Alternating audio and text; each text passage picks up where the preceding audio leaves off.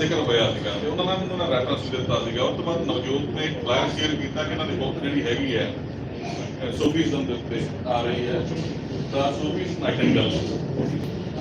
ਕਾਫੀ ਸਾਲ ਪਹਿਲਾਂ ਮੈਂ ਇਹਨਾਂ ਦਾ ਪੋਡਕਾਸਟ ਸੁਣਿਆ ਸੀ ਸਰ ਤੁਹਾਡਾ ਸਿੱਖ ਹਿਸਟਰੀ ਦੇ ਉੱਤੇ। ਤੁਸੀਂ ਜਿਹੜੀ ਹੈਗੀ ਗੁਰੂਆਂ ਦੀ ਹਿਸਟਰੀ ਦੀ ਵੈਲ ਬਰੀਫ ਜਿਹੜੀ ਹੈਗੀ ਆ ਬੜੇ ਵਧੀਆ ਡਿਸਕਸ਼ਨ ਨਾਲ ਪੋਡਕਾਸਟ ਬਣਾਇਆ ਸੀ। ਔਰ ਉਦੋਂ ਮੈਂ ਇੱਕ ਸਪੀਚ ਦੀ ਤਿਆਰੀ ਕਰਦਾ ਸੀ ਤੇ ਮੈਂ ਬਿਲਕੁਲ ਤੁਹਾਡੀ ਕਾਪੀ ਕਰਕੇ ਸਪੀਚ ਜਦੋਂ ਦਿੰਦੀ ਸੀ।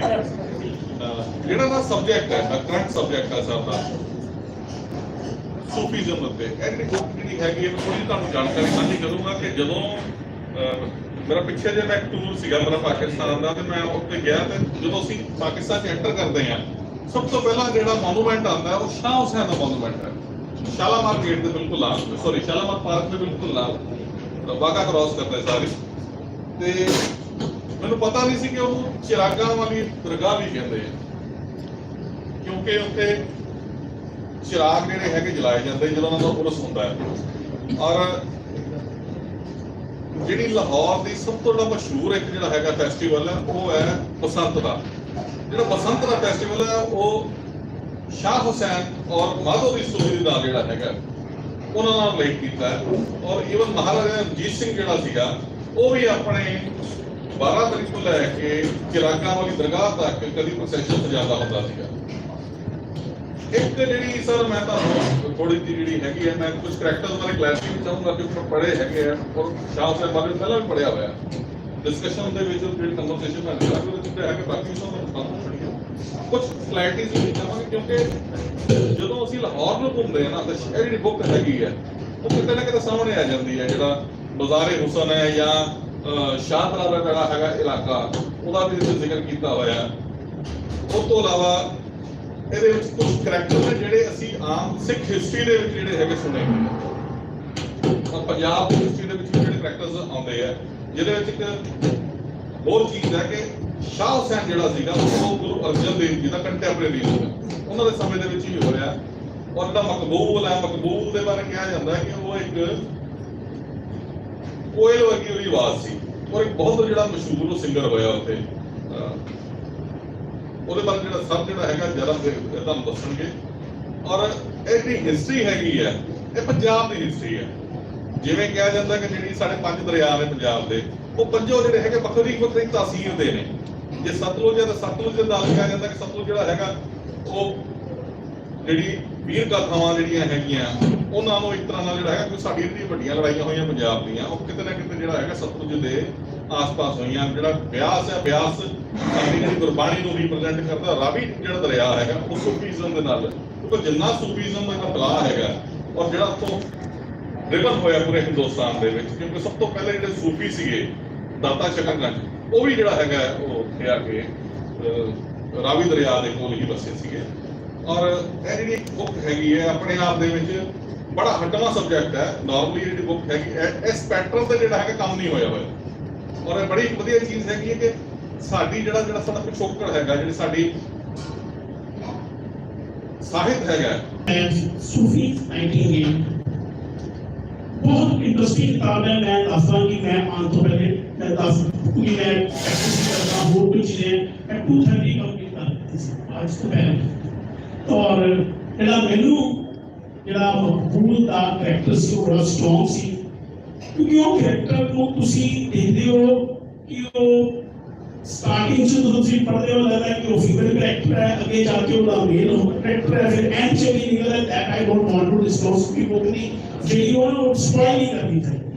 ਪਰ ਕੁਝ ਕਰੈਕਟਰਸ ਜਿਹੜੇ ਜਿਵੇਂ ਕਿ ਕੁਝ ਥੋੜੀ ਦੇਰ ਵਾਸਤੇ ਵੀ ਆਉਂਦੇ ਹੈ ਜਿਵੇਂ ਕਿ ਇੱਕ ਮੈਂ ਇਹਨਾਂ ਦਾ ਟ੍ਰੇਨ ਚ ਜਾਂਦੇ ਸ਼ੇਖ ਤੇ ਇੱਕ ਸ਼ੇਖ 200 ਉਹ ਨੋਵਲ ਦਾ ਮੂਲ ਰੂਪ ਨਹੀਂ ਹੈ ਇਸੇ ਲਈ ਮੈਂ ਸ਼ੇਅਰ ਕਰ ਸਕਦਾ। ਇੱਕ ਸ਼ੇਖ ਜਿਹੜਾ ਹੈ 200 ਪੁਆਇੰਟਸ ਜਿਹੜੇ ਹੈ ਉਹ ਉਹਦੇ ਕਰੈਕਟਰ ਚੰਦਰੂ ਨੂੰ ਦੇ ਕੇ ਜਾਂਦਾ ਹੈ ਔਰ ਉਹ ਇੱਕ ਖਰਾਬ ਕੇਸ ਕਰਦਾ ਹੈ ਕਿ ਇਹਨੇ 200 ਮੋਹਰਾਂ ਦਿੱਤੀਆਂ ਸੀ ਸੋਨੇ ਦੀਆਂ ਔਰ ਮੈਨੂੰ ਵਾਪਸ ਕਰੇ ਬਟ ਉਹਦੇ ਕੋਲ ਕੋਈ ਰਸੀਦ ਨਹੀਂ ਹੁੰਦੀ। ਉਹ ਜਦੋਂ ਕਾਜ਼ੀ ਦੇ ਅੱਗੇ ਉਹਦਾ ਕੇਸ ਚੱਲਦਾ ਹੈ ਤੇ ਉਹ ਕਹਿੰਦਾ ਕਿ ਵੀ ਤੂੰ ਪ੍ਰੂਵ ਨਹੀਂ ਕਰ ਸਕਿਆ ਸੋ ਤੇਰਾ ਕੇਸ ਡਿਸਮਿਸ। ਉਹ ਕੇਸ ਨੂੰ ਡਿਸਮਿਸ ਹੁੰਦਾ ਹੈ। ਉਸਦੇ ਕੁਝ ਦਿਨਾਂ ਬਾਅਦ ਉਹਨੂੰ ਹੈ ਉਸ ਨੂੰ ਆਪਣੇ ਉਹ ਬੈਗ ਮਿਲ ਜਾਂਦਾ ਪੁਆਇੰਟਸ ਵਾਲਾ ਉਹ ਵਾਪਸ ਕਰਨ ਜਾਂਦਾ ਉਹਨੂੰ ਬਟ ਉਹ ਉਹਨੂੰ ਵਾਪਸ ਨਹੀਂ ਲੈਂਦਾ। ਕਹਿੰਦਾ ਕਿ ਜਿਹੜਾ ਕੋਰਟ ਦਾ ਫੈਸਲਾ ਹੈ ਮੇਰੇ ਵਾਸਤੇ ਅੱਲਾਹ ਦਾ ਫੈਸਲਾ ਹੈ ਤੁਸੀਂ ਇਹਨੂੰ ਡੋਨੇਟ ਕਰ ਦਿਓ, ਆਪਣੇ ਕੋਲ ਰੱਖ ਜਾਓ, ਪਰ ਅੱਲਾ ਦੀ ਵਿਲ ਇਹ ਹੈ ਕਿ ਇਹ ਮੇਰੇ ਕੋਲ ਨਹੀਂ ਹੋਣਾ ਚਾਹੀਦਾ। ਸੋ ਐਸੇ ਦੇ ਛੋਟੇ ਛੋਟੇ ਇਨਸੀਡੈਂਟਸ ਸਾਡੇ ਵਿੱਚ ਹੈ, ਬਹੁਤ ਪੜਨ ਵਾਲੇ ਹਨ। ਹੁਣ ਮੈਂ ਸਾਡੇ ਤੇ ਜਿਹੜੇ ਸਰਪ੍ਰੀਤ ਮੈਡਮ ਨੇ ਉਹਨਾਂ ਨੂੰ ਕਹਾਂਗਾ ਕਿ ਰਣਦੀਪ ਦੇ ਬਾਰੇ ਕੁਝ ਇੰਟਰੋਡਕਸ਼ਨ ਦੇਣ, ਔਰ ਸਾਡੇ ਵਿੱਚ ਆਥਰ ਜਸ ਮੱਕੜ ਪਹੁੰਚੇ ਨੇ, ਮੈਂ ਕਹਾਂਗਾ ਕਿ ਉਹ ਇੱਕ ਮਿੰਟ ਵਾਸਤੇ ਖੜੇ ਹੋਣ please.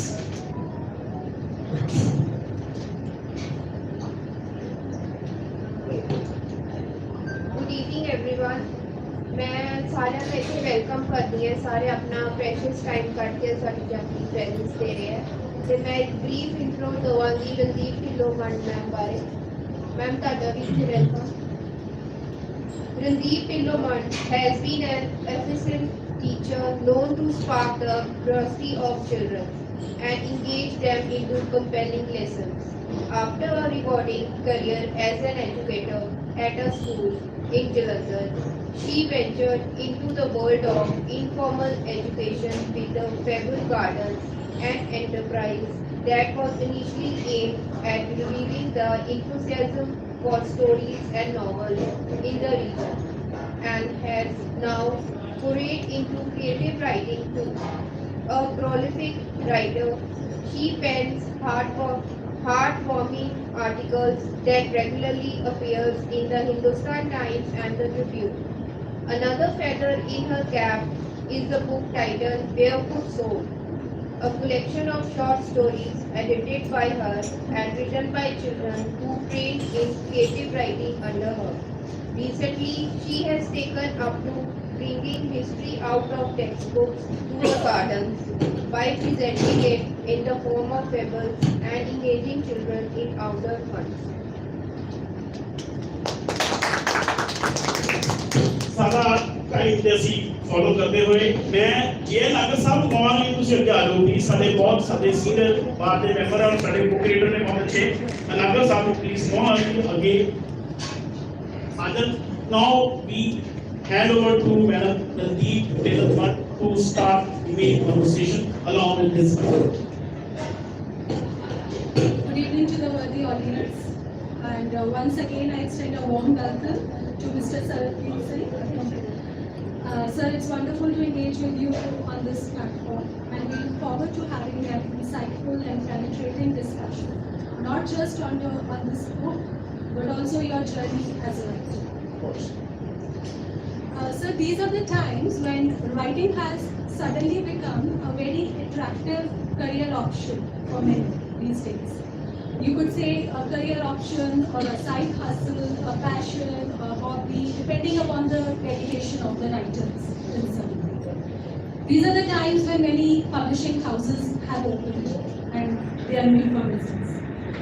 Promotion of a book has become much easier than before. There is social media, and the writer may not have to depend on any other sources. Book clubs are mushrooming all over in every city. Let us take a glance at how the scenario was when you chose to become a writer, and how it has changed in all these years. मेरे नाम तो धोखा हो गया लगता है। ਤੁਸੀਂ ਕਹਿ ਰਹੇ ਹੋ ਕਿ writing has suddenly become very lucrative. मैं किताबां लिख के थक गया हूँ, मेरे तो पल्ले का नहीं प्यार। All joking aside, there's always great serendipity in life, and my writing career is no different. My writing career happened quite by accident. So I left India as a young man. I got my degree in electrical engineering and worked in India for a couple of years. 87, I left India to go to the US for graduate studies. I wasn't a humanities student here. In graduate school, I studied computer science, and I've been in technology for most of my career. So you ask, why are you here as an author then? Therein lies the story, and I'm happy to share it with you. So I was always very fond of literature, even when I was in high school. By the way, I didn't grow up in Punjab. I grew up as far away from Punjab and Punjabiyat and Punjabi culture as you possibly can in India. I grew up in Sikkim. I was in Gangtok until my 12th grade. So when I was in high school, I was, I had science subjects, but I was very fond of reading and literature. And in fact, one of my electives in 11th and 12th grade was English literature. Those of you who've gone through the ICSE, ISC school boarding system will know that there is a heavy emphasis on English in that board. And I sort of accentuated it further by taking English as an elective.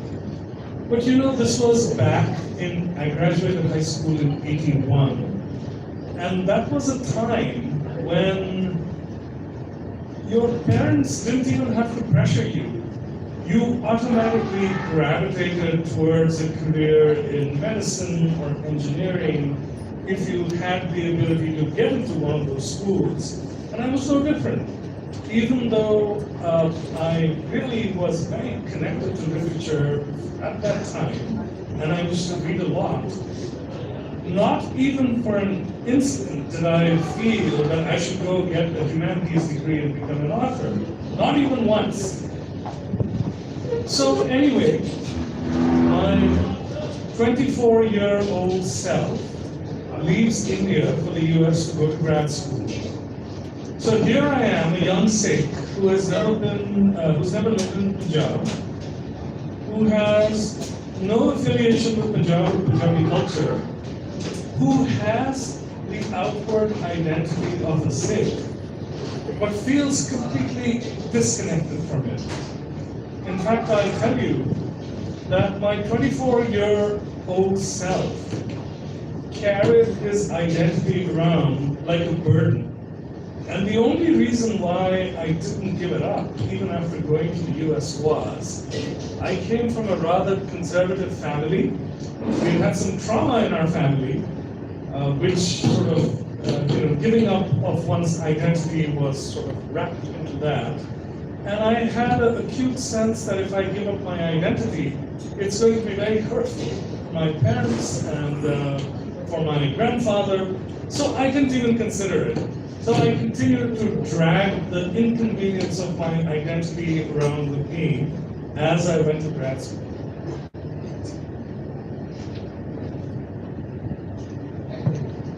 Now, it's not uncommon for exiles to start casting about for their roots at some point in time. So I suppose I wasn't much different. The only difference was that in my case, it started fairly early. And therein, again, lies a story. We're going to get many stories today. So I'm visiting my aunt. She lived in California. I went to grad school in New York. So, keeping the bar chal raha hai unde. So I see a family sitting and singing. Bada aanand le rahe ne, samne amrit kirtan ki pothi pai hai, they're enjoying themselves. I look at them a little more carefully and something seems to be different. And I realize that gore ne sare. The gentleman is in his 40s, they have 2 teenage daughters, and they're all sitting and singing. So I found that very interesting. I also felt a little ashamed, I'll tell you. Here I was, bearing my identity like a burden, and this family had crossed who knows what borders of language and culture, and clearly they were getting something out of the identity that they had embraced, while I saw no value in the one that I had inherited. I thought that was ironic. So I started talking to this gentleman. It turned out that in his previous avatar, he used to be a famous rock star. His name was Vikram Singh Khalsa at that time.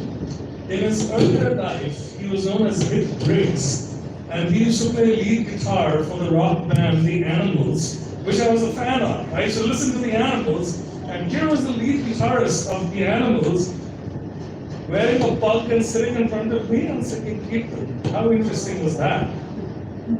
His wife was from New Zealand, she was a former model. they had been drawn into the orbit of Harbhajan Singh Yogi, who was a very charismatic teacher who had gone to the US to do who the heck knows what. But through a strange set of circumstances, which we won't get into today, he ended up in California. It was the peak of the hippie movement. There was, a culture of drugs, and he started teaching yoga and attracting a number of young people to his side. Vic Briggs was one of them. And interestingly, when Harbhajan Singh Yogi sent Vic Briggs to London to start a yoga ashram there, Vic Briggs serendipitously started going to the local Gurdwara. And pretty soon he turned into a Sikh. And the ashram flopped, and he wanted to be close to his teacher, so he said, Yogi ji, can I come back? And when he saw him with a pug, he said, he got back. So this whole movement that Yogi Harbhajan Singh started almost started quite by accident because Vic Briggs embraced Sikhi. But anyway, I digress. So my meeting with Vic Briggs was quite the turning point for me. It really made me curious about my identity, which I had not engaged with at all. I mean, every young Sikh child has heard about Guru Nanak Sahib, they've heard about Guru Gobind Singh, they might even have heard about Guru Arjan Sahib, and that's pretty much it. And that's where I was. I knew nothing of Sikh history. I knew that there had been a Sikh emperor at some point in time. That was pretty much it. So I went into my college library. It was an engineering school. The amount shelf was not very big, not very well stocked. But in that, I encountered J.D. Cunningham's History of the Sikhs. So for those of you who may not be familiar with the work, this is the first work of Sikh history written in English. And it was written when Kalamkar was in the service of the East India Company in Ludhiana. And Kalamkar has written a very sympathetic history of the Sikhs. Now, this was post-Sepoy Mutiny, I think, or First Indian War of Independence, whatever you want to call it. He really did not believe in the superiority of the British over Indians, and Sikhs in particular. He wrote a very sympathetic history of the Sikhs. And for daring to suggest that Sikhs might be the equals of the British, he was removed from his employment and he died penniless. He died a terrible death in poverty. But he was the first person to write a very engaging history of the Sikhs. So I read the history of the Sikhs. I found it to be very inspiring. In particular, when I got to his description of the 18th century, which in my mind is really the crucible in which the sort of character of the Sikhs was forged.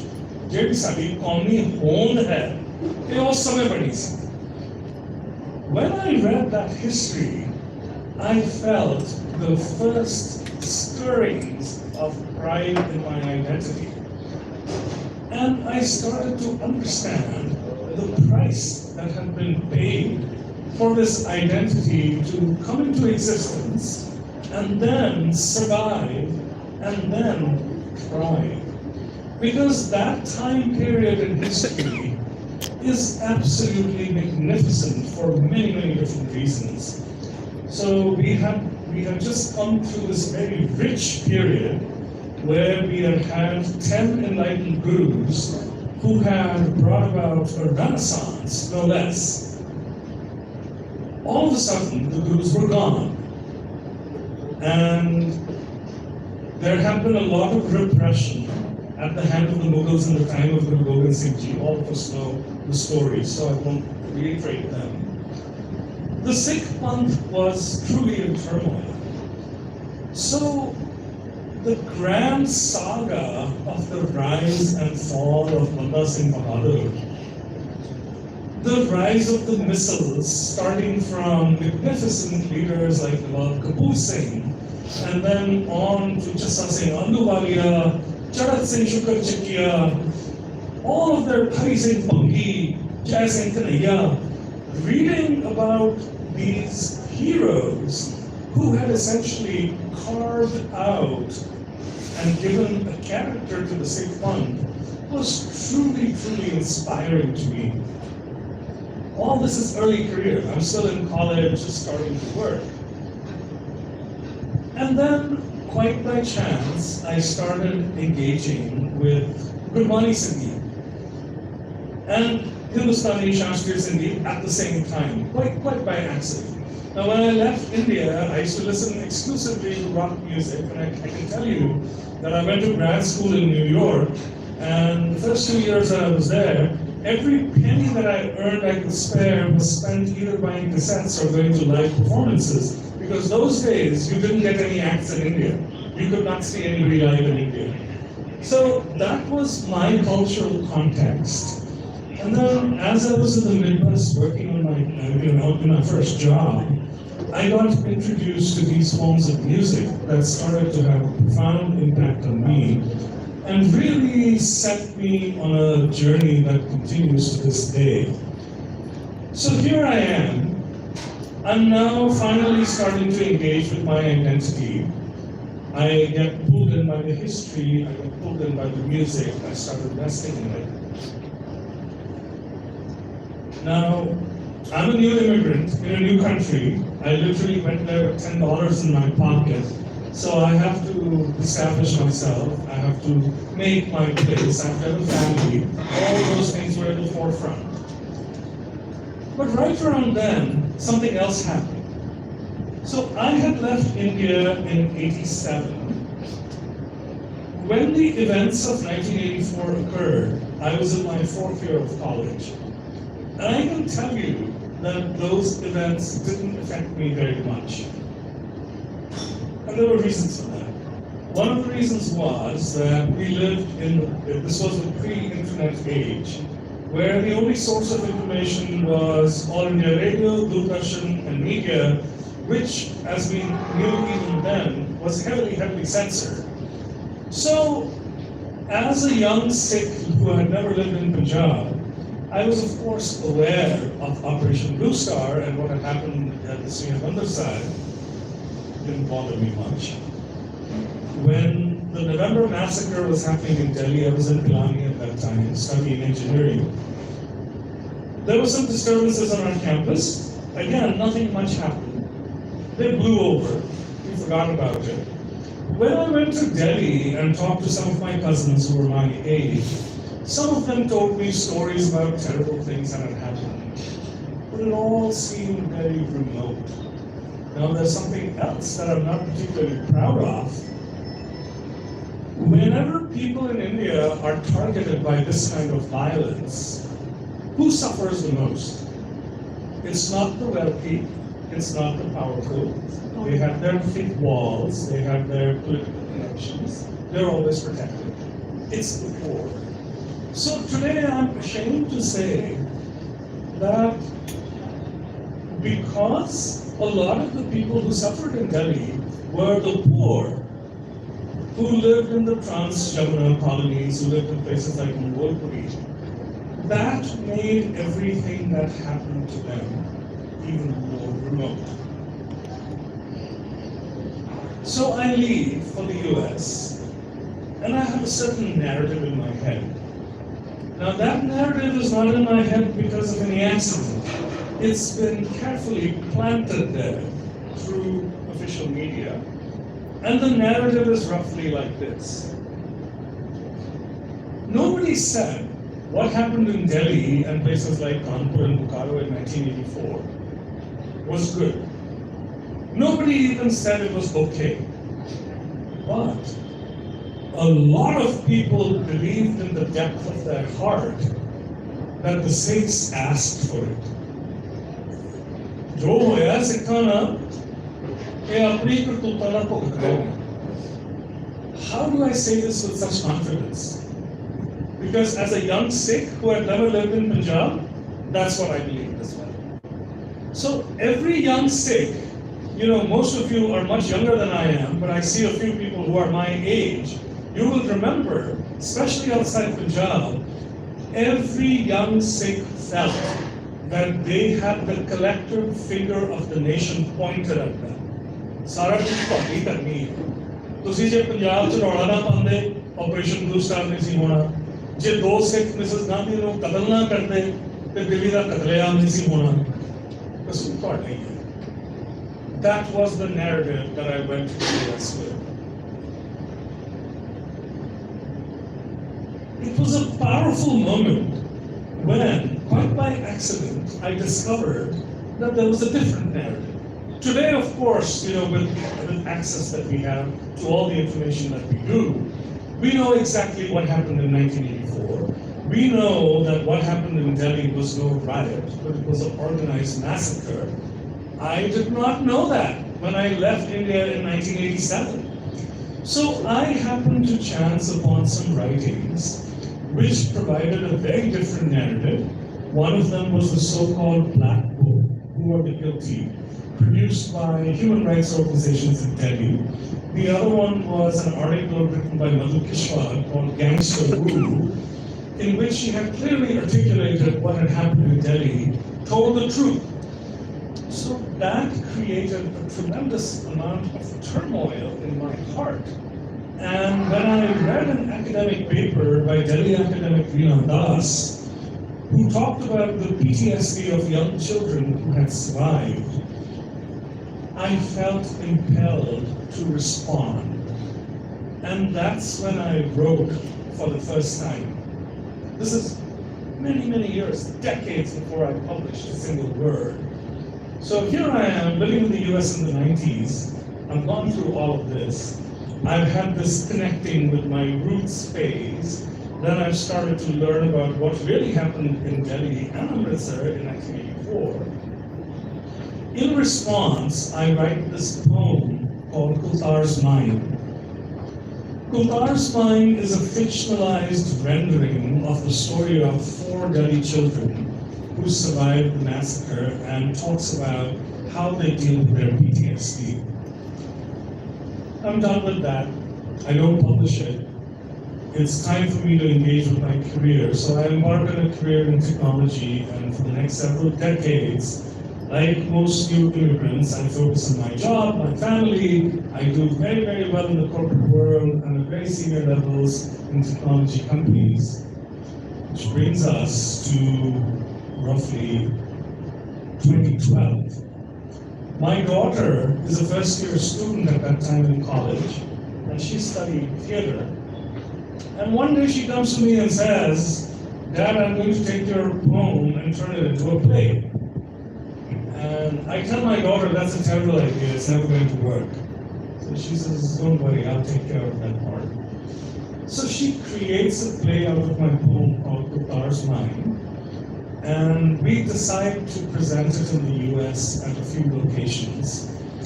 And the play is very powerful because the subject matter is very powerful. There's very emotional reaction.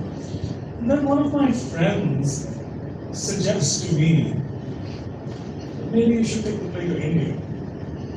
Because 30 years have passed since the events of '84.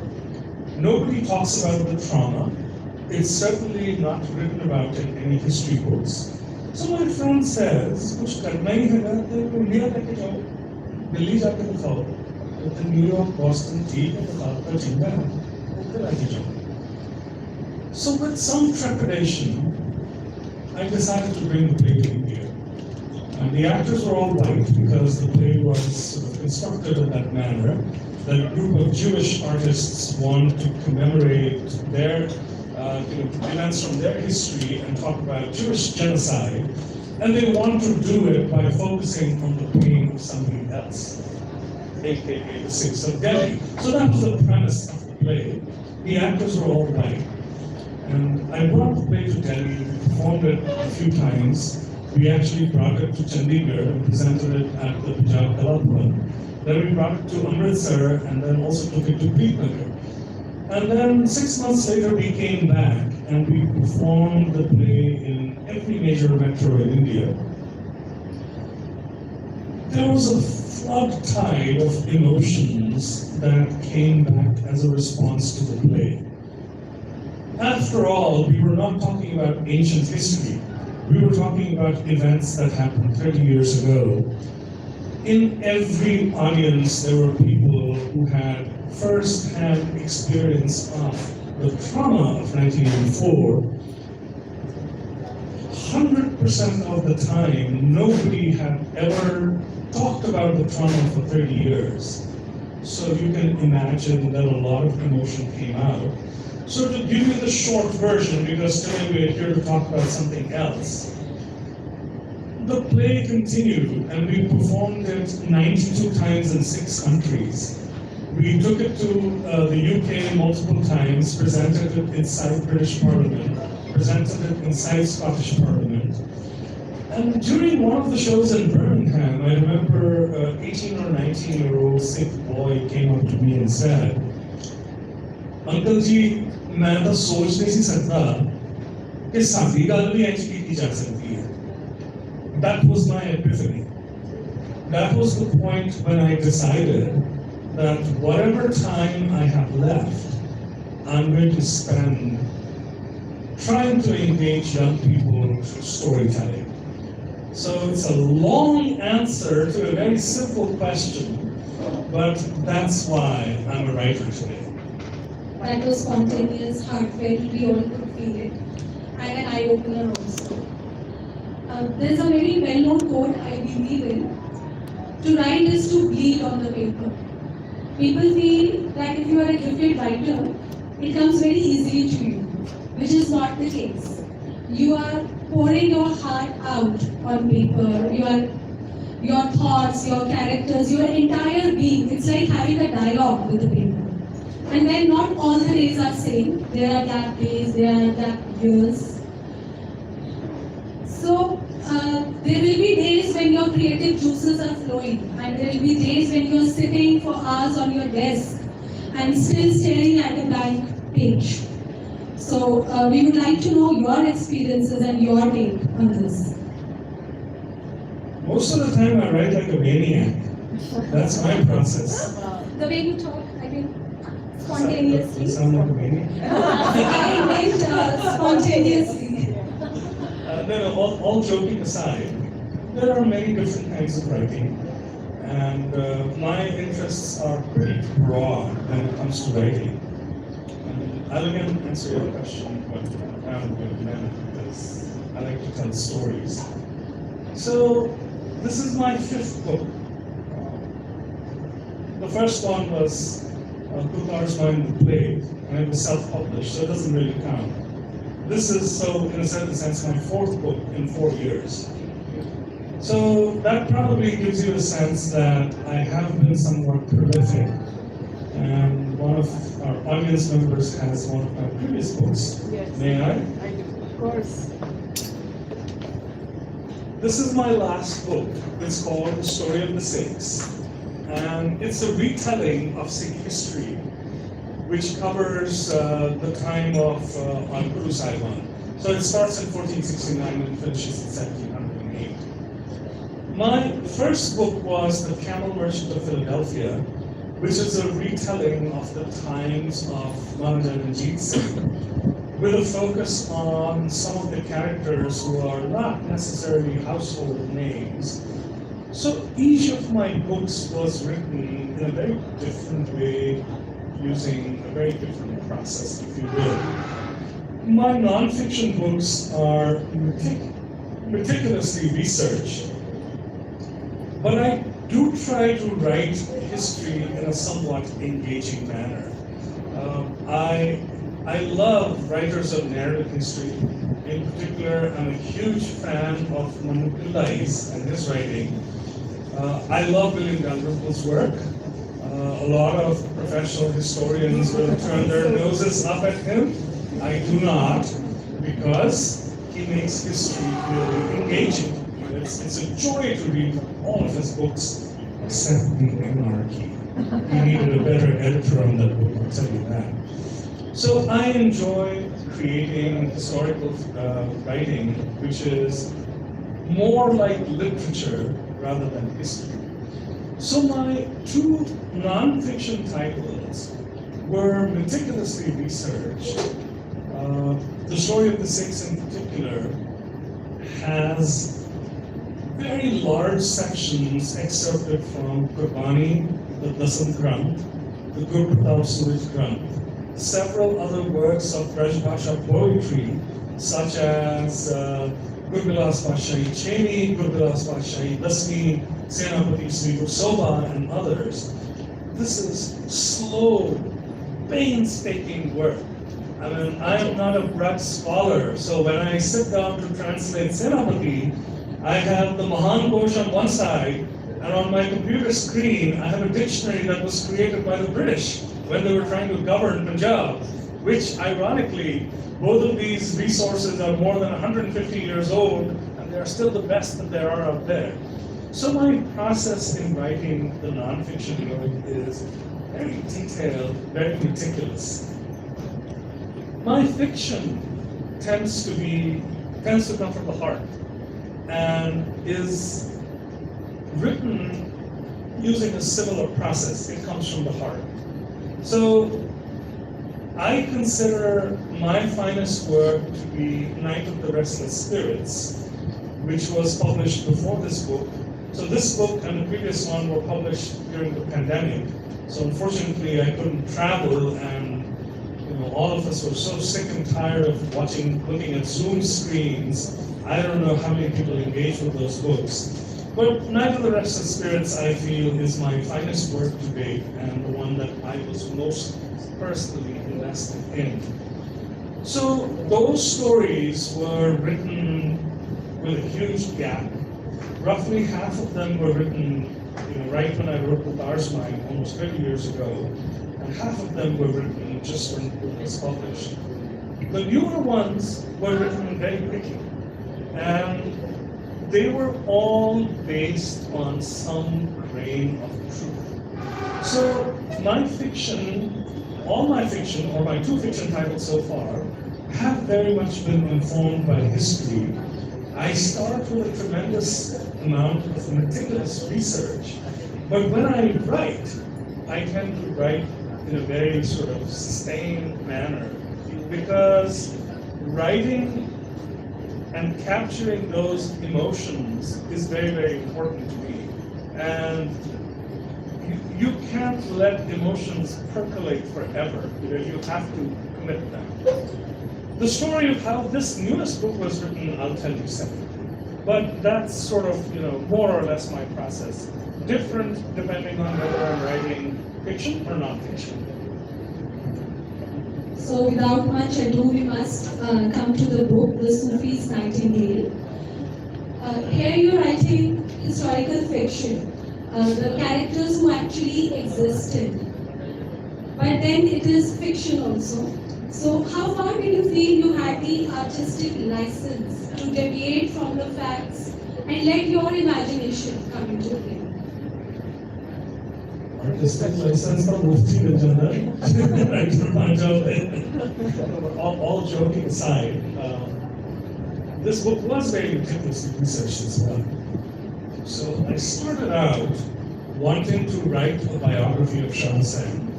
I was drawn to Shah Hussain because of his beautiful, beautiful poetry, which I sang for a long time before I wrote a single word.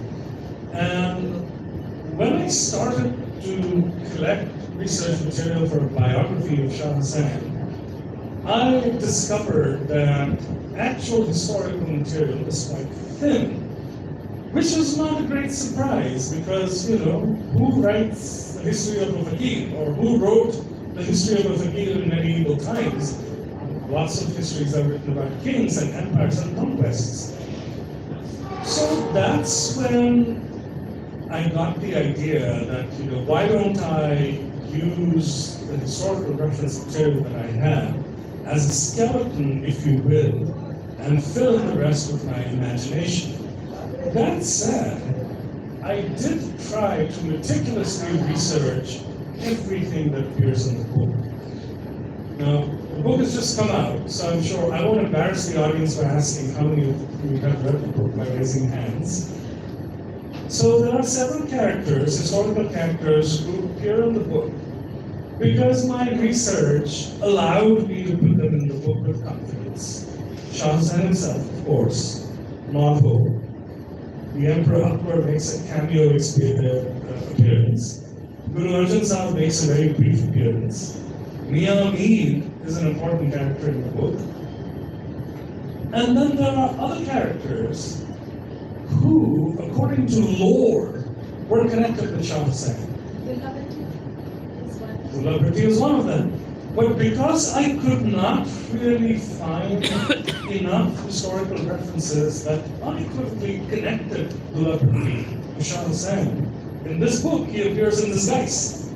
Similarly, there was a famous Hindu Bhagat in Lahore at that time whose name was Chachchu Bhagat. And there are various legends surrounding him. And it seemed improbable to me that he would not have interacted with Shah Hussain. But I couldn't find any evidence of that. So Chachchu Bhagat appears in this book in disguise as well. And then, I also have the luxury of creating fictional characters.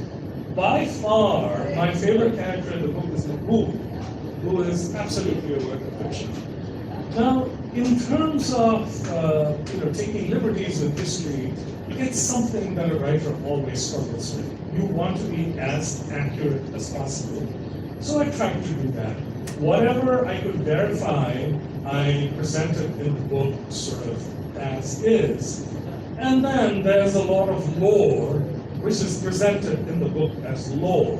So it becomes very obvious that this is lore because I'm a huge, huge fan of magical realism, and there is some of that in this book, and that's where the lore finds a home. One aspect in the book that bears testimony to your prowess as a writer is the way you translated the verses into English, retaining the spirit and the passion of Shah Hussein's writing.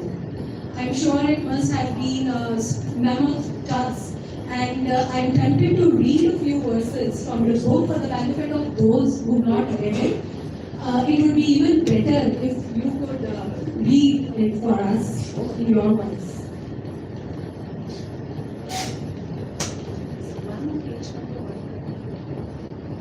Is your mic flashing as well?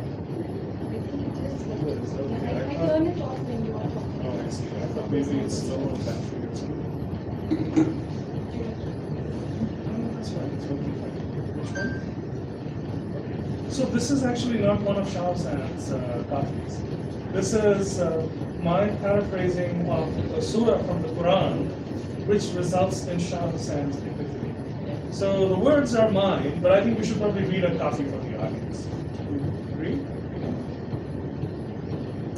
So actually, let me read this because it's an important part of the story. So, to create a little bit of context for the audience, let me tell you a little bit about Shah Hussain and how we get to the point that we're going to talk about when I read the little excerpt. So Shah Hussain was from a Muslim family who came from a so-called low caste, a family of weavers. Their family had embraced Islam only a few generations earlier. So at a young age, Shah Hussain was sent to study the Quran, to study reciting the Quran to begin with. And at a young age, he became a hafiz, which meant that he could recite the Quran from memory. And there are stories about a miraculous blessing that he received as a child, which enabled him to become a hafiz. And that's what the opening chapter of the book is, so no spoilers, I'll let you read it yourself. Shah Hussain, at that age, met his first master, who was Sheikh Bandol, at the Dargah of Jalandhar, at the Benchmark in Lahore. And then decided to start studies to become an Islamic scholar. So he enrolled in the seminary of Maulana Sayyidullah, who was known as one of the best and the strictest teachers in Lahore. And there, Shah Hussain toiled for more than 20 years, training to become an Islamic scholar. Blessed with a sharp intellect and a wonderful work ethic, Hussain Karda, as he was known then, was well on the path to becoming one of the most important Islamic scholars of his age when something happened. And that's what I'm going to read.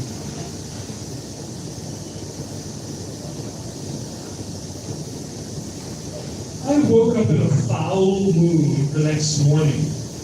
The Maulana had a lecture that day, and I dragged myself to the hall reluctantly. The Maulana's eagle eye had been on me since our conversation about the Samakana, and I felt that sitting to the lecture would be less painful than having to explain my absence. I sat at the back of the circle, barely paying attention. The Maulana was leading a discussion on an ayat, with several of the students enthusiastically participating. Then he got to the next ayat. What is this life if it is not sport? Are we not here all to play? What is to come is better still for those who follow Allah's way. O foolish one, you take no heed. Had you sense, you would obey. My ears pricked up as the Maulana read the ayat again before launching into an exegesis in his sonorous voice. Sometimes it's easy to get confused and interpret this ayat incorrectly. For the words do not mean that nothing about our existence is serious, and it is merely an amusement. The ayat is actually about the joys of the hereafter, which are true and abiding, and compared to them, our life on earth seems trivial. And that is not all, you see. True reality stays hidden in the world, and those of us who are seduced by the world's attentions can easily be led astray and fall prey to the superficial. Maybe it was my imagination, but he was looking at me when he talked about the seductions of the trivial. Surely he was using his explanation to chide me again for my attachment to Sama. Sama is Sufi dancing, so there's been an episode where Shah Hussain or Hussain Karda has gone to a Samakana, and the Maulana has expressed his disapproval. It would be an exaggeration to say that I snapped, but I can still remember that my voice was shaking when I spoke. Master, I do not understand. The Maulana seemed a little irritated. What don't you understand, Hussain? It's obvious that the world of the hereafter is better. Who can dispute that? But were the joys of this life not created by Allah as well? Why do you condemn them so? The Maulana looked at me disapprovingly. That is not what I am saying, Hussain. I cut him off. What use is all this knowledge and scholarship if our lives are joyless?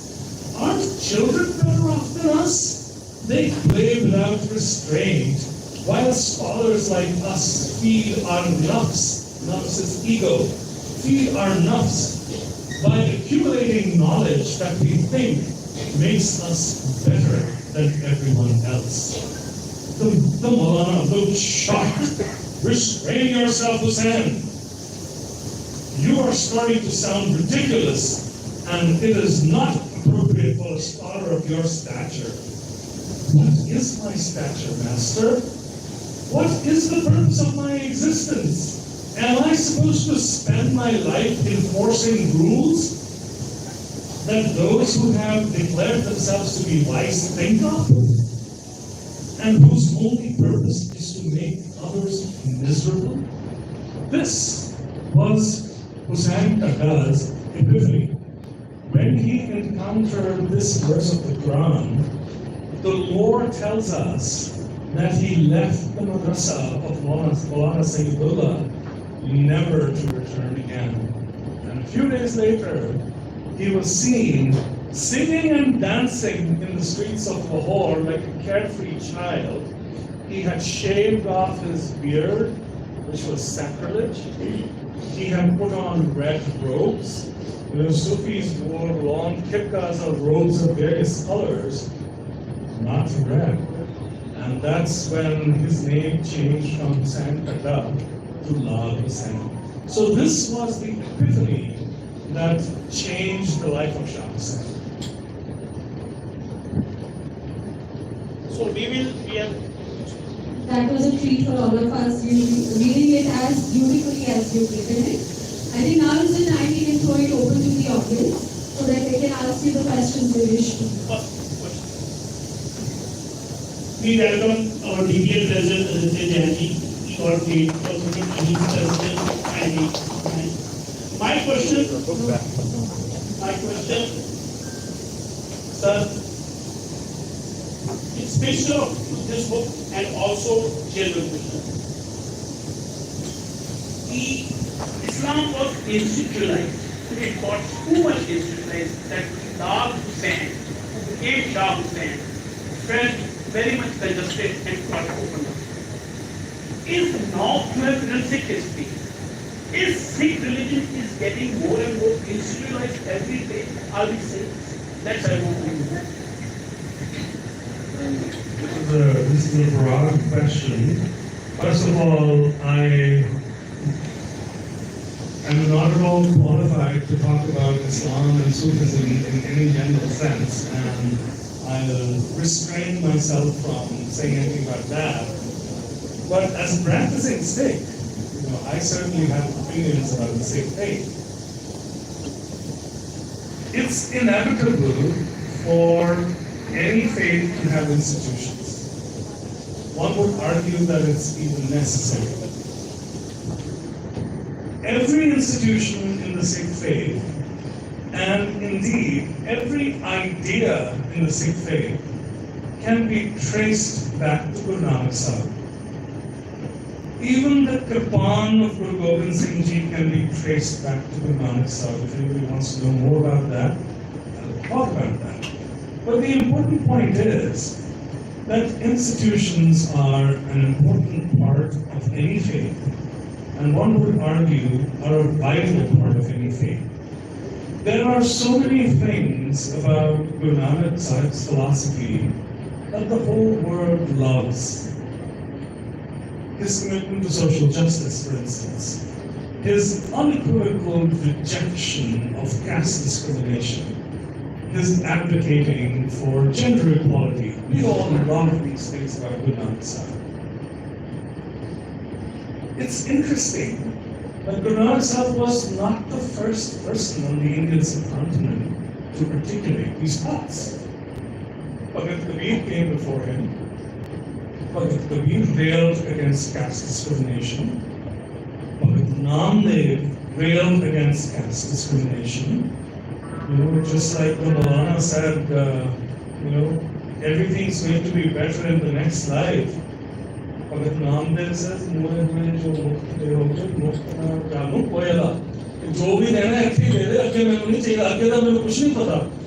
so a lot of these thoughts existed before the Sikh faith was born.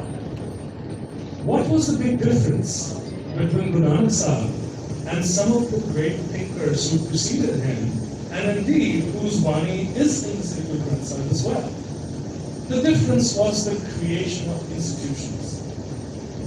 Now, everybody said, the people that I mentioned, the divines that I mentioned said, that caste discrimination is not okay. But it was Guru Nanak Sahib who invented the langar, where you have to sit in a pangar. Aaj tak koi khas kaam nahi lagdi, pangar ch beh gaye, 500 saal pehla jao. Je Brahman pangar de vich beh ke shoot de naal ole roti kha li ho te nikal gaya samaj chon. It was a big deal. It was revolutionary. That was not the only institution that Guru Nanak Sahib created. He created institutions throughout his lifetime. The crowning institution that he created was when he bowed down before Pai Lena and said, "You are my Guru, you are Guru Angad." That's when the Guru stopped being a person and became an institution. And then all the other Gurus built, one by one, they added more institutions that were vital to the propagation of the faith, the survival of the faith, and the thriving of the faith. So I don't see anything evil in the institutions that were built in our faith. In fact, I see them as conscious acts of genius which need to be celebrated. Now, in the same breath, I will say that since the institutions are in the hands of imperfect beings like us, the institutions often tend to lose their way. And that's the problem. The problem is not with the institutions. The problem is with how we deal with our institutions, how we use our institutions. My favorite character in this book, Makbul, often is my personal mouthpiece. There are certain things about my faith that bother me tremendously today. Probably the biggest one is that in the faith of Guru Nanak, where equality was declared 500 years ago,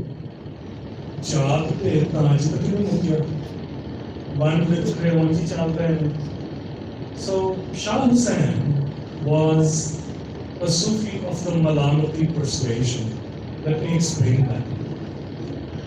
Malamati Sufis seek the scorn and abuse of the world as a way of taming their nafs or ego. So the Sikh faith also talks constantly about the evils of hame and controlling their ego. For Malamati Sufis, that is their way of life. So Shah Hussain sought the abuse of the world by singing and dancing in the streets, by shaving off his beard, by wearing red robes. So the rumors that swirled around him that he drank, all of this was Shah Hussain seeking the abuse of the world. Makbul, at one point in the book, declares, मेरा मुर्शिद का मलामत की खोज करता है, मैं तो पहले ही मलामती में आया हूँ. Why? Because he's a Marasi. Now think about that. The Marasis come from the clan of Pai Mardana. Pai Mardana, who is deserving of so much respect. Till this day, the word Marasi is used in a pejorative sense. What does that say about us? In modern times, the word Marasi and Rababi are used synonymously. क्योंकि जेड़ा मरासियां दे अगे खानदान बने गायकी नाल जेड़ा संबंध रखदे सी. So the famous Muslim Ragis of Sri Harmandir Sahib, those of you who don't know this history might be interested to learn that until 1947, some of the most storied Ragis at the Sri Harmandir Sahib were Muslims. So Edward Candler, who was a contemporary of Rudyard Kipling, visited the Sri Harmandir Sahib and wrote, "I was astonished to see Turks singing in the Sri Harmandir Sahib." And then we learned, of course, that these were the descendants of Pai Mardana. So the term Marasi and Rababi was used synonymously. So I'll share a little story with you. I may have mentioned today, there are so many of these talks that also blended in my mind. One of my interests is sacred music of Gurmat Sangeet. Several years ago, I started an NGO called the Gurmat Sangeet Project, which is still active and has a website, which has a huge collection of traditional kirtan recorded live. And on this website, I have these little descriptions and biographies of Ragis. So there was a very well-known rugby that I wrote about with a lot of respect. And I also mentioned that he came from the Rababi tradition. As a mark of my respect, and as a mark of the esteem that I held him and his family in, ਮੈਨੂੰ phone ਆ ਗਿਆ ਕਹਿੰਦੇ ਭਾਈ ਸਾਹਿਬ ਤੁਸੀਂ ਨਾ ਸਾਡੇ ਬਜ਼ੁਰਗਾਂ ਬਾਰੇ ਨਾ ਬਹੁਤ ਸੋਹਣਾ ਲਿਖਿਆ, ਇੰਨਾ ਸੋਹਣਾ ਲੇਖ ਲਿਖਿਆ, ਸਵਾਦ ਆ ਗਿਆ ਪੜ੍ਹ ਕੇ।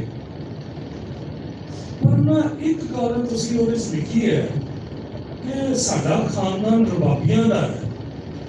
ਭਾਈ ਸਾਹਿਬ ਰਬਾਬ ਤੇ ਅਸੀਂ ਅੱਜ ਤੱਕ ਕਦੇ ਨਹੀਂ ਵਜਾਇਆ। ਉਹਨਾਂ ਦਾ ਇਸ਼ਾਰਾ ਰਬਾਬ ਵੱਲ ਨਹੀਂ ਸੀ, ਉਹਨਾਂ ਦਾ ਇਸ਼ਾਰਾ ਸੀ ਰਬਾਬੀ ਵੱਲ ਕਿ ਤੁਸੀਂ ਸਾਡਾ ਨਾਤਾ ਮਰਾਸੀਆਂ ਦੇ ਨਾਲ ਜੋੜੋ। ਮੈਂ ਚੁੱਪ ਕਰਕੇ ਰੈਫਰੈਂਸ ਹਟਾਤਾ ਬਿਕਾਜ਼ ਮੈਂ ਤਾਂ ਰਿਸਪੈਕਟ ਨਾਲ ਲਿਖਿਆ ਸੀ। ਪਰ the point is that in a faith where equality was proclaimed 500 years ago, to this date, जे साढ़े रबाबी खानदान नाल ताल्लुक रखते हैं, वो रबाबी के नाम को संकोच करते हैं। क्यों? क्योंकि असी जात पे एक छड़े। So these are some of the things that cannot be blamed on the institutions. They can be blamed on us. SGPC ਨੂੰ ਗਾਲਾਂ ਕੱਢ ਕੇ ਛੁੱਟੀ ਨਹੀਂ ਮਿਲਦੀ ਸਾਨੂੰ। If we don't like the state of things, then it's incumbent on us to do something and change it. ਐਵੇਂ ਘਰ ਬੈਠੇ ਤੁਸੀਂ ਰੌਲਾ ਪਾਈ ਜਾਓ, ਆਹ ਨਹੀਂ ਠੀਕ, ਉਹ ਨਹੀਂ ਠੀਕ। ਜੇ ਦਰਦ ਹੈ ਤਾਂ ਕੁਝ ਕਰਨ ਦੀ ਲੋੜ ਹੈ। There's one question I'm tempted to ask. Please.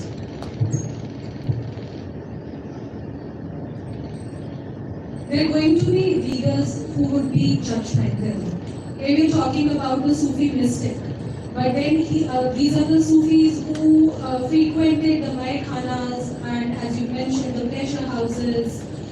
Those who know more about it would know that even when Shams was writing about the legend of Heer Ranjha, he addressed himself as the Heer and the Almighty as Ranjha. So what about those people who just scratch the surface, they create their own judgments?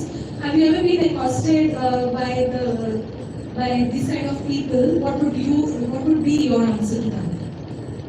मैं उन्होंने कहा जी किताब में दे दो, मैं तो refund दे दूँगा। All joking aside, there are things in the book that people might not like, which is fine by me. Once you put your work out, you have to be ready to take criticism. किसी को पसंद आएगी, किसी को नहीं पसंद आएगी, कोई बात नहीं। But going beyond the facetious and addressing the core of the question that you're raising, I think that if one were to approach the story without judgment, then possibly you would find it much more talented, because the issues really come from judgment. I mean, who am I to judge someone who is living his life as a Malamati? What do I know about their compulsions, about what's driving them? Look at ourselves. When we're in conversation with somebody, if someone says one harsh word to us, what does that do to us, to our frame of mind? Mood साडा खराब हो जाता है, ਅਸੀਂ depress हो जाते हैं, दुखी हो जाते हैं. Think about that person whose entire life is spent quoting the abuse of the world. How can we ever presume to understand the depth of their hearts? That's what we have to think about when we talk about some of the quote unquote unsavory practices that are referred to. Yeah, so I have a question. So, as it is said that humans are infinite, you talk the flaws and qualities of those people around us. That is why it famously said that you should surround yourself with good people. That's how you turn out better. I've traveled the world and noticed one thing, that Indians living away from India are more embedded in their culture than we are. Indians that are living within India. Like I was reading the foreword to this book and I was reading how you painstakingly learned Punjabi language. You could speak it fluently, but you could not read it, and you took the effort to do that. Gurmukhi and everything you learned. I have read Punjabi to graduation. I'm a lawyer, and whenever I have to read my files, the last thing I keep to be read is the FIR, because that is in Punjabi. And I felt so ashamed, I felt so mortified when I read the foreword, and I was so proud of you. I'm really curious, because I have a lot of connections, NRI connections, I have a lot of NRI friends, and they seem to be more embedded in the culture than we are. So, how come? Is it like distance makes the heart grow fonder? It's like, ponder, what is the philosophy behind this? Well, it's a great question, and I think you've answered it. Maybe we don't really recognize the value ਸਾਡੇ ਜੋ ਵਿਰਸੇ ਦੀ ਦਾ ਮਹੱਤ ਹੈ, ਜੋ ਉਹਦਾ ਮੁੱਲ ਹੈ, ਜਦੋਂ ਅਸੀਂ ਵਿੱਚ ਹੁੰਦੇ ਹਾਂ ਸਾਨੂੰ ਸ਼ਾਇਦ ਅਹਿਸਾਸ ਨਹੀਂ ਹੁੰਦਾ. And you know, it's not easy living in a different culture. You know, it's different for our kids. When my kids were born in the US, they are American in every sense of the word. That's the culture that they grew up in. But I'm not like that. You know, my heart is still back in the place that I came from. And you did not even live in Punjab while growing up. Sure. Yeah. So you know, there is an identity that is broader than my identity as a Sikh or as a Punjabi. And you know, it's in my genes. And that same identity is in the air that we breathe over here. So the connection is very visceral and is very automatic. But I think that it's no accident that when you leave your cultural context, your roots become more precious to you. And your observation is spot on. We definitely make a lot of effort outside, those of us who live outside India, to bring our culture to our children, to encourage them to speak our language, to know about our history and our music. We definitely make an effort. The extent to which we are successful, however, is open to question. क्योंकि जिन्नी देर बच्चे ਤੁਹਾਡੇ ਹੱਥ 'ਚ ਹੁੰਦੇ ਨੇ ਤੁਸੀਂ ਉਹਨਾਂ ਨੂੰ ਕੱਢੋ ਫੜ ਕੇ ਕਰਾ ਲਓ ਇੱਕ ਵਾਰੀ ਉਹ ਚਲੇ ਗਏ ਤਾਂ ਚਲੇ ਗਏ ਫਿਰ ਉਹਨਾਂ ਦੀ ਆਪਣੀ ਕਿਸਮਤ. Anybody? Next question. Anybody else would like to ask a question? Yes. Sir, you have been writing on the historical subjects throughout. Ji. And it is very essential there are certain things which are fictionalized. How far it is difficult to maintain the balance between the fiction and the history? So, you know, we talked about this in the earlier part of the conversation as well. So the non-fiction that I write is a separate issue. We won't even talk about it. When I write fiction, when I write historical fiction, I do try to write with a tremendous amount of intellectual honesty. So I can only talk about my personal work. So there are 2 books that I've written which are non-fiction. One of them is The Night of Restless Spirits, which is about the events of 1984. The second one is this book about Shah Hussain. The third one is actually a novel that's already complete.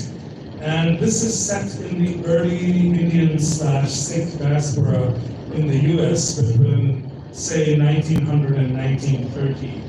So each of my works of historical fiction are meticulously researched. You know, the novel that I referred to that is not yet published but complete, I've probably been researching it for 10 years now. And I have a tremendous amount of references and research that's been compiled.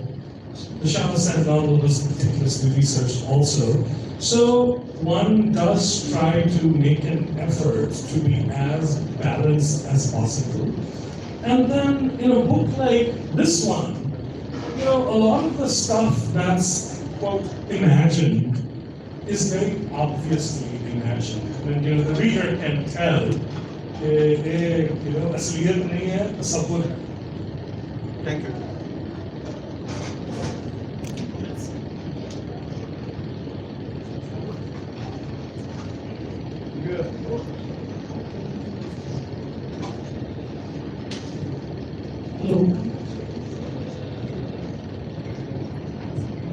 Good evening, sir. It's a privilege to listen to all your work. There have been tremendous writers in Punjabi as well as the writers who write in other languages other than their mother tongue. I just wonder, when it comes to the awards, is there still that they are hijacked that form that we still are not getting the acclaim the writers who should get at the international level? The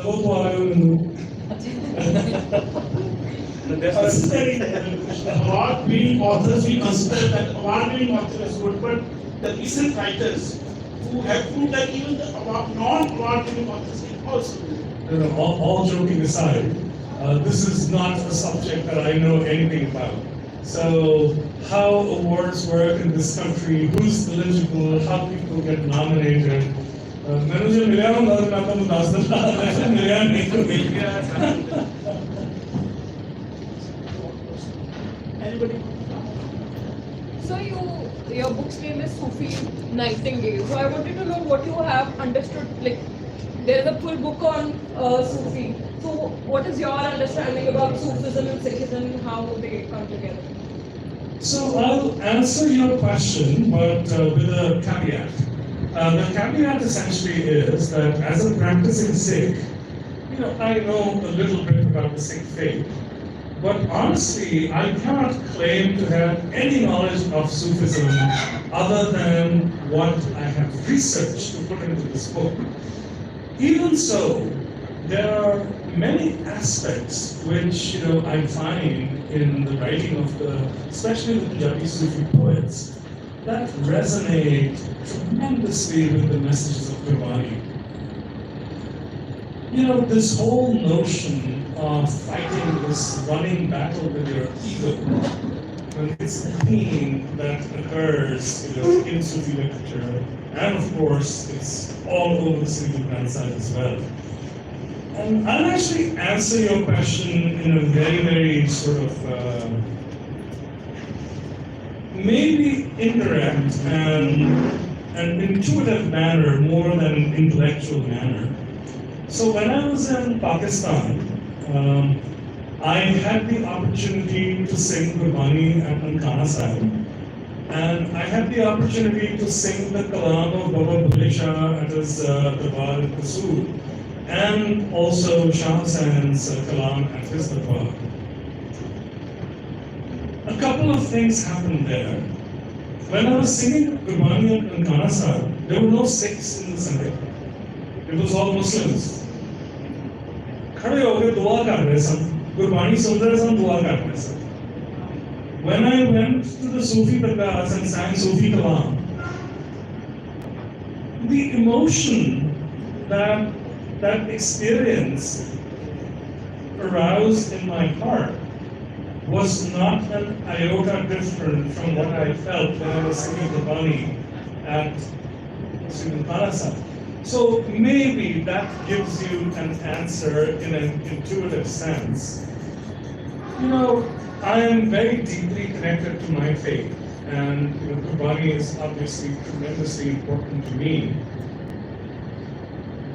That does not negate the value of other spiritual traditions. And I feel that I'm fortunate that I've been able to experience at least a little bit of that through my embrace of Sufi music and Sufi poetry. But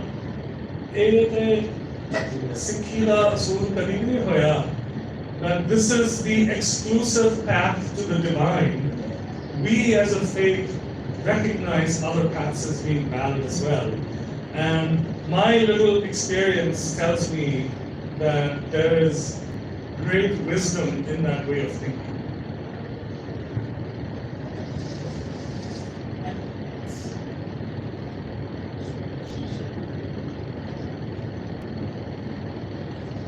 As a writer, there is another quote that I believe in, that the writers do not create stories. It is the stories who seek their writings. And I think the story in the book was actually seeking your pen. Listening to the way you shared the the thought process, your experiences, it has all been an overwhelming experience for me. Thank you so much. Thank you. It's a very good session. We are very thankful to author Sarbpreet Singh and the madam. We should give a big hand. It was very much more than expectation. So we are also thankful to our chairman, Literary Forum, all members of our Literary Forum who have worked with us. Now, before we go to the next program, that is the distributions of mementos and souvenirs and books, I want that Rakesh Shantidu, our senior journalist and co-convener, will give the last vote of this program, conclude the program, and will also introduce with us author Kalamkar, who will join a special guest, and she has also written the book. She is from Jalandhar. We welcome her in this talk, and I will invite Mr. Rakesh Shantidu, he will commandise, and he will also tell you brief about Kalamkar and about the conclusion of the event. Thereafter, some formalities, and then we will have a cup of tea.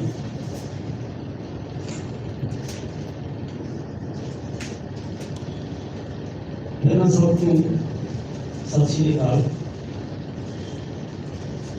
और पंजाब दे विच जेहड़ी अज की हाज़री यादगार हाज़री है तुहाडी, मेरी वैसे जिम्मेवारी तो धन्नवाद करने की लाई ना, बस ज़्यादा नहीं है। पर एक ही गल बहुत अच्छी हमें संधा जी ने इतनी गल की थी अवार्डां नूं लैके तुसीं कि सानूं किधर रहोगे। आजकल जी सैर की स्थिति है, सैर पर बहुत सारे महापुरुष सैरकार हुए, उनका सैर जीवन है, सैर जीवन दिता है। बहुत सारी घटनावां जग बहादुर गोयल करके आई, इसलिए उन्होंने बहुत बड़ा काम है पंजाबी सैर। देखो उन्होंने जो दुनिया के बेहतरीन नॉवल्स ने लगभग 250 नॉवल उन्होंने 1200 पेजों के कंक्लूड करके सारा तो बड़ा काम उन्होंने कोई बहुत कहानियां सुनाते हुए भी सैर जीवन के रहा है।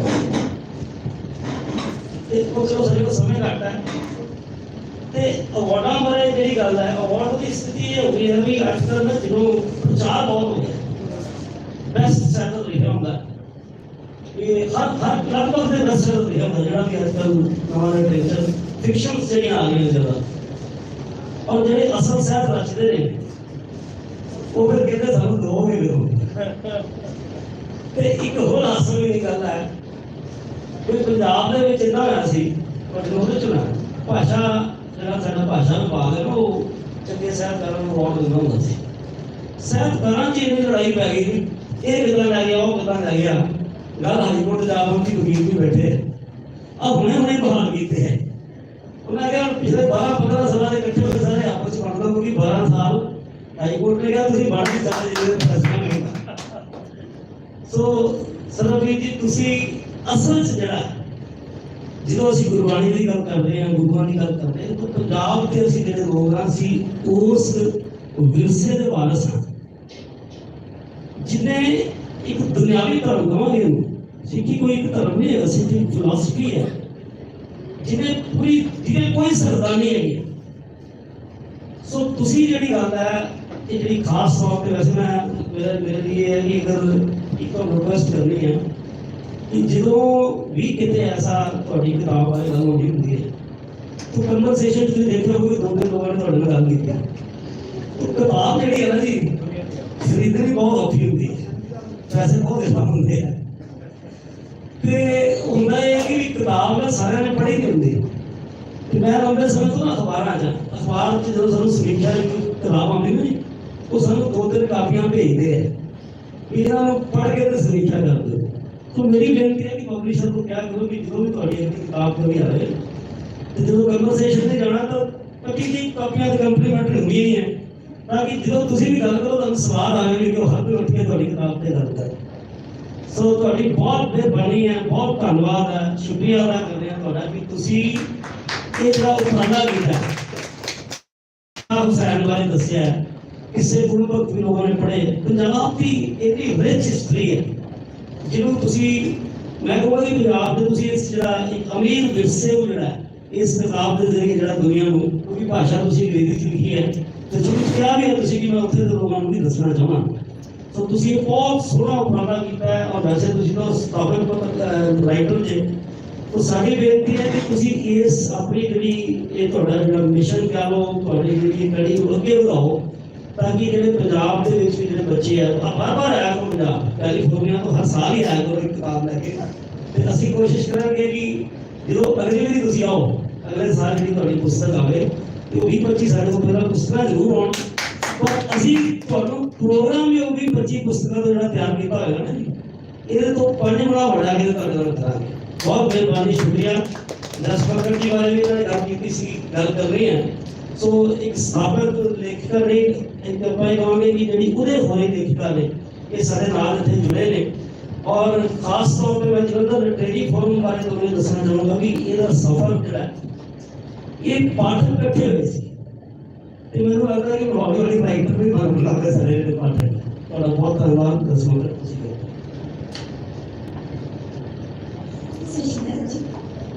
मेरा पूरा नाम जसविंदर कौर मक्कड़ है ते मैं हमें पंजाबी राइटर में तो मैं इंग्लिश बुक्स भी लिखती हूँ। मैं स्टार्टिंग की थी एसईओ राइटर तो मतलब मैं बिजनेस में प्रमोट करती थी वेबसाइट्स पे गूगल पे।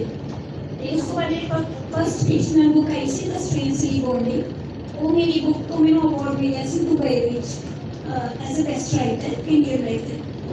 तो उसके बाद मेरी सेकंड बुक में लॉन्च हुई है long distance situationship. Long distance situationship हुणे लॉन्च हुई है मेरी ते ओदे रिगार्डिंग मैं हुण थाईलैंड विच एक वर्कशॉप च नॉमिनेट हुई हां। मेरी बुक भी इन्हां दी स्टोरी है, इन्हां दी जिथे जिथे लोकेशंस है सारी मेरी बुक च ऑलरेडी मेंशन है ते वो कोई इंसिडेंस है कि पता नहीं मैनूं हुण किवें हो गया, बट तां मैं फर्स्ट ही क्वेश्चन मैं तुहानूं ये पूछना कि तुसीं बुक्स लिखदे हो सिख रिलीजन ते या सूफी वगैरह ते, तो हम जिदा मेरे फादर है साडा फैमिली बैकग्राउंड है वो पाकिस्तान में, बट वो इंग्लिश नहीं है जानते ते तुसीं अगर ये पंजाबी च लिखो या कुछ लिखो तो उन्होंने भी काफ़ी वधिया लगेगा, वो रिलेट नहीं कर सकेंगे। जी हाँ, पब्लिक है वो भी बहुत वधिया रिलेट कर सकेगी। तो मेरा एक जस्ट रिक्वेस्ट सी सो मैनू कई रिक्वेस्ट ऑलरेडी आए ने कि एक किताबां पंजाबी च आनियां चाहिए, तो कुछ पब्लिशर्स ने इंटरेस्ट भी शो किया है, क्योंकि मैं पंजाबी लैंग्वेज में बड़ा लेट लाइफ के इंगेज करना शुरू किया। हाले तक मैं खुद ट्रांसलेट करना शुरू नहीं किया, पर ये जी हुण की नवी किताब है ये इन्नी पर्सनल किताब है कि मैं इसका तर्जमा खुद कराँगा। सो सब तो पहले पंजाबी बुक मेरी ये किताब है। मैं हेल्प कर सकती हूँ अगर किसी का तो मैं फिर पंजाबी कर दूँगी सारी ट्रांसलेट।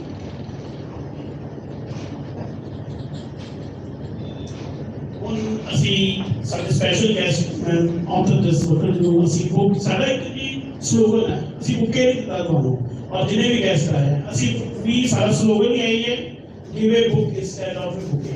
ਸੋ ਅਸੀਂ ਤੁਹਾਡੀ ਲਿਖੀ ਹੋਈ ਬੁੱਕ ਆਥਰ ਦਿਸ ਮੱਕੜ ਜੀ ਨੂੰ ਗਿਫਟ ਕਰੀਏ। ਮੈਡਮ ਅੰਜਲੀ ਦਾਦਾ ਜੀ ਨੂੰ ਰਿਕੁਐਸਟ ਕਰਾਂਗਾ ਕਿ ਆ ਜਾਣ। ਮੈਂ ਆਪਣੇ ਫਾਦਰ ਸਾਹਿਬ ਸਰਦਾਰ ਦਰਸ਼ਨ ਸਿੰਘ ਜੀ ਨੂੰ ਔਰ ਸਾਡੇ ਮੈਡਮ ਐਗਜ਼ੈਕਟਿਵ ਮੈਂਬਰ ਕਾਰਗਿਲ ਜੀ ਨੂੰ ਸਟੇਜ ਤੇ ਆ ਜਾਣ ਪਲੀਜ਼, ਔਰ जैन साहब ऑलरेडी साढ़े पैटर्न अमित जी और टोमेटो मैडम ऑथर जस्टिस साहब लोकल ऑथर्स को प्रमोट करते हैं और साढ़े लोकल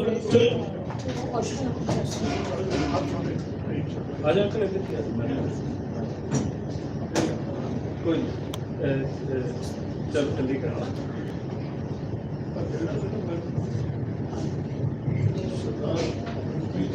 बहुत बहुत धन्यवाद। मैं एडवोकेट का फादर हाँ, लेकिन पढ़ना मैनू भी शौक है, मैं पढ़िया लिखा वकील हाँ, तो पंजाबी साहित्य पर मैं बड़ा दिलचस्पी रखता अपने पंजाबी। एक किताब मैं कहने लगा था कि पंजाबी भी छापते हो लोग बहुत किताब भी चाहिए, लोग नॉलेज भी लैंगे, तो मैंने जिदा तुम एश्योरेंस दी है कि तुम ये कर रहे हो तो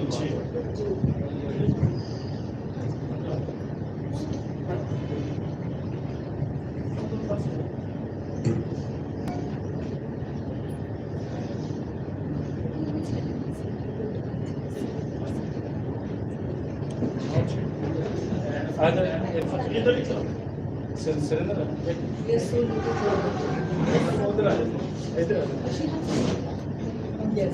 that was the question after this one. How long are you here? I'm here for another 25 minutes. I'm in India until ऊपर हो जाए इधर ऊपर कर दो इधर देखो ये इधर उधर देखो हाँ जी ready sir kindly young author बनना बहुत बड़ी बात है so you should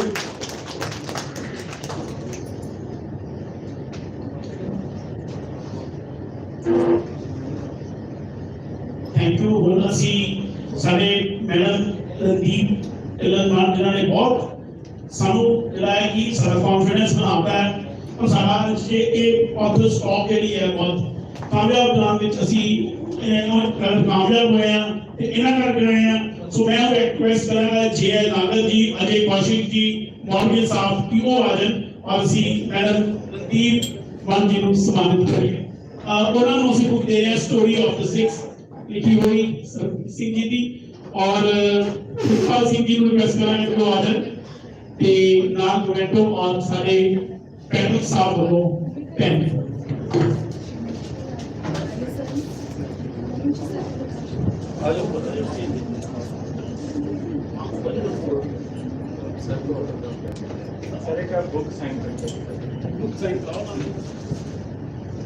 Sufi Nightingale book का स्टॉल भी लगा है जो परचेस करके ਤੁਸੀਂ ऑथर्स ਦੇ सिग्नेचर भी करा सकते हो और भी ਤੁਸੀਂ बुक भी ले सकते हो आ देखो ये देखो हाँ जी सर संदा साहब ये इधर ही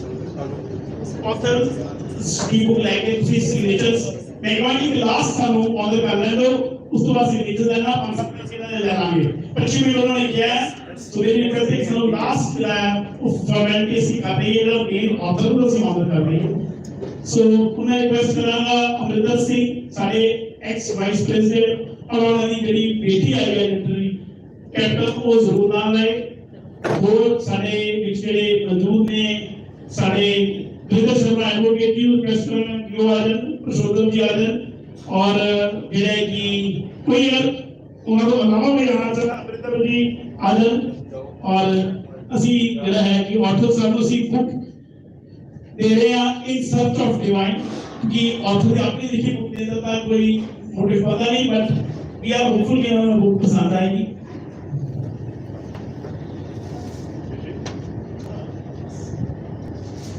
ਇਹ ਤੁਸੀਂ ਮੈਨੂੰ ਬਹੁਤ ਸੁੰਦਰ ਬੁੱਕ ਦਿੱਤੀ ਹੈ ਰਾਣਾ ਸਾਫੀ ਜੀ ਨੂੰ ਮੈਂ ਜਾਣਦਾ ਹਾਂ ਬਹੁਤ ਅੱਛੀ ਤਰ੍ਹਾਂ ਨਹੀਂ ਪਰ ਤੁਸੀਂ ਜੇ ਸੂਫੀਜ਼ ਨਾਈਟਿੰਗੇਲ ਦਾ ਬੈਕ ਕਵਰ ਦੇਖੋਗੇ ਤੇ ਰਾਣਾ ਸਾਫੀ ਜੀ ਦਾ ਉਹਦੇ ਉੱਤੇ ਕੋਟ ਹੈਗਾ ਬੜਾ ਸੁੰਦਰ ਉਹਨਾਂ ਨੇ ਕੋਟ ਲਿਖਿਆ ਸੀ ਕਿਤਾਬ ਬਾਰੇ ਸੋ ਇਸ ਤੋਂ ਬਿਹਤਰ ਗਿਫਟ ਤੁਸੀਂ ਮੈਨੂੰ ਕੋਈ ਦੇ ਨਹੀਂ ਸਕਦੇ ਸੀ ਤੇ ਮੈਂ ਇਹਦੇ ਨਾਲ ਫੋਟੋ ਖਿਚਾ ਕੇ ਹੁਣੇ ਰਾਣਾ ਜੀ ਨੂੰ ਭੇਜਾਂਗਾ ਇਨਫੈਕਟ ਮੇਰਾ ਪਹਿਲਾ ਡਿਜੀਟਲ ਇਵੈਂਟ ਹੋਇਆ ਸੀ ਰਾਣਾ ਸਾਫੀ ਜੀ ਦੇ ਨਾਲ ਹੀ ਤੇ ਉਹ ਮੈਂ ਐਕਚੁਅਲੀ ਤੁਹਾਡੇ ਨਾਲ ਤੁਹਾਨੂੰ ਉਹਦਾ ਲਿੰਕ ਭੇਜ ਦਿਆਂਗਾ ਤੇ ਤੁਸੀਂ ਸ਼ੇਅਰ ਕਰਨਾ ਆਪਣੇ ਨਾਲ ਠੀਕ ਹੈ ਬੜੀ ਉਹ ਸੁਲਝੀ ਹੋਈ ਹਸਤੀ ਹਨ ਤੇ unlike me she has a very deep understanding of the Sufi faith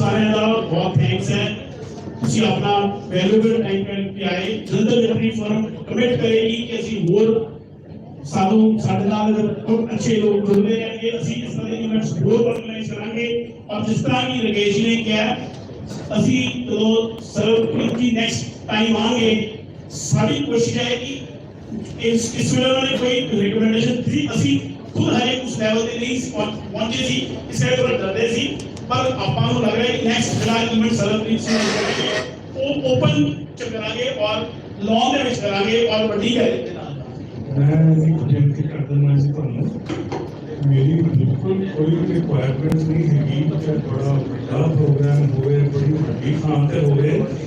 ਜੇ 4 ਲੋਕ ਵੀ ਬੈਠੇ ਹੋਣ ਜਿਨ੍ਹਾਂ ਨੂੰ ਕਿਤਾਬਾਂ ਦਾ ਪੜ੍ਹਨ ਦਾ ਸ਼ੌਂਕ ਹੈ, ਇਸ ਤੋਂ ਵਧੀਆ ਪ੍ਰੋਗਰਾਮ ਨਹੀਂ ਉਲੀਕਿਆ ਜਾ ਸਕਦਾ ਸੀ। ਸੋ ਮੈਂ ਤੁਹਾਡਾ ਤਹਿ ਦਿਲੋਂ ਧੰਨਵਾਦੀ ਹਾਂ। ਮੈਂ ਜਲੰਧਰ ਲਿਟਰੇਰੀ ਫੋਰਮ ਦੀ ਜਿਹੜੀ ਟੀਮ ਹੈ, ਜਿਹੜੇ ਕਿ ਪਿਛਲੇ 5-7 ਦਿਨ ਤੋਂ ਅਸੀਂ ਲਗਾਤਾਰ ਵੀ ਮੈਂ ਇੰਦੌਰ ਗਿਆ ਹੋਇਆ ਸੀ ਤੇ ਕਿਉਂਕਿ ਮੈਂ ਟਰੈਵਲਿੰਗ ਵੀ ਥੋੜੀ ਤੇ ਉਹ ਸਾਰੇ ਜਿੰਨੇ ਵੀ ਮੈਕਸਿਮਮ ਉੱਪਰ ਕਰ ਸਕਦੇ ਬਖਤਰਵਾ ਨੀਚੇ ਜਾਂ ਫੋਟੋਗ੍ਰਾਫ ਬਾਅਦ ਚੋਂ ਅਸੀਂ ਕਰਦੇ ਰਹਾਂਗੇ, ਇਹਨੂੰ ਫਾਰਮਲੀ ਖਤਮ ਕਰ ਦਿੰਦੇ ਹਾਂ। ਫੋਟੋਗ੍ਰਾਫ ਤੁਸੀਂ ਸਾਰੇ ਮੇਰੇ ਮਾਮਾ ਜੀ ਇੰਦਰਜੀਤ ਸਿੰਘ ਜੀ ਵੀ ਆਏ ਨੇ, ਉਹ ਵੀ ਬਹੁਤ ਅੱਛੇ ਲਿਟਰੇਰੀ ਮਾਈਂਡ ਨੇ, ਉਹਨਾਂ ਨੂੰ ਵੀ ਮੈਂ ਰਿਕੁਐਸਟ ਕਰਦਾ ਕਿ ਅੱਜ ਵਾਰ ਫਿਰ ਅਸੀਂ ਇਹਨੂੰ ਕੰਕਲੂਡ ਕਰੀਏ। ਸਾਡੇ ਟੀਚਰ ਨੇ ਜੀ ਇਹਨੇ ਸਾਨੂੰ ਪੜਾਇਆ